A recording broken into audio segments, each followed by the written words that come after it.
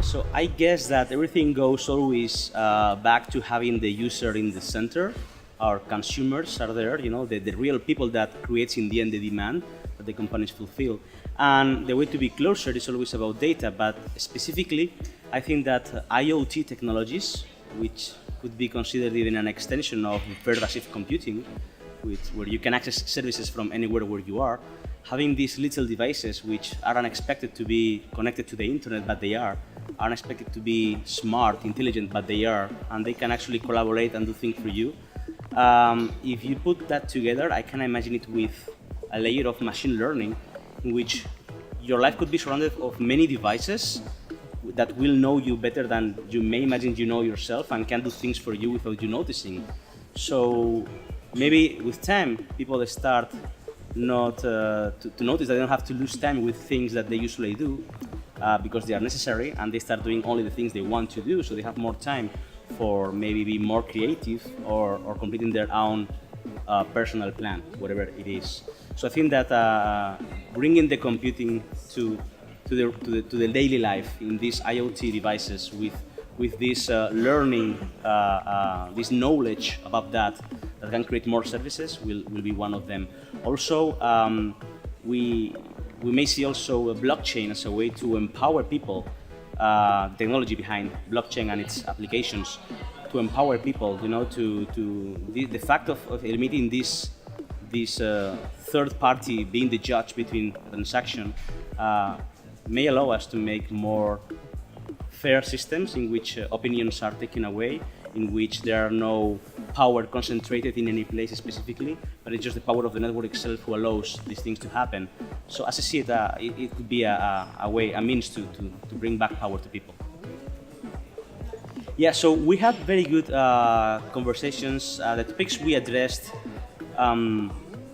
were, the sense I get is that people is not ready for the technological advance we have, and not even the legislators. They of course study a lot. They try to find the best for people and try to regulate according to that. But we addressed one of the issues, which was how the GDPR has been implemented, and it's quite complex and creates a lot of uncertainty in companies and in people. So, for example, from the different fragmented laws we have before until now for data protection of our users, normally, at least in Spain, you have like a more or less clear ways on how to implement those things to be able to say, I comply with it. But now, the sense of this general regulation is that we have to shift the responsibility. We have also to change the way we approach it to be proactive. So, as a company, we have to be proactive with the information that we manage from our users that allows to identify people, real people, and what we do with that information. But also we work with third-party providers. We also have to be proactive and make sure that these providers are also compliant. So you're creating like a network based on trust to comply with this, But if I think how it was in like 25 years ago, for example, when I started in the internet, I think it was not written anywhere, but everybody knew that you couldn't provide your name on the internet, you couldn't provide your phone on the internet, you couldn't provide your address on the internet. So you have nicknames and other means to be unidentified on the network, right, on the internet. With time, we started to put our names everywhere. Even we started to look for reputation and some kind of gains in which we feel better by saying, this is me and this is what's happening around my life, and we just publish. So now companies could actually take advantage of that, great amount of information, and do good things, ethical things, but also maybe non-ethical things, okay?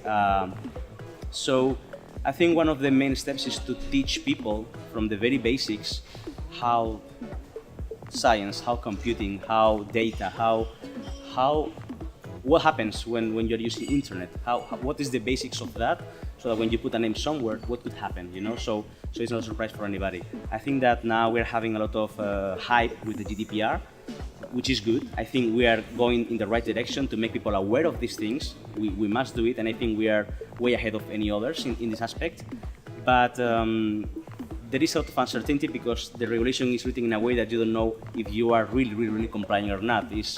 you have to comply reasonably according to what you have, to what you are, and that's very complex and creates uncertainty.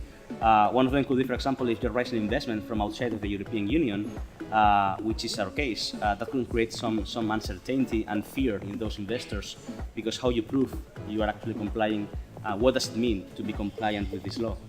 Okay, and also if we look back to the startups, the very small startups that are just rising now, all these SMEs across Europe, which one of them are really complying with this law?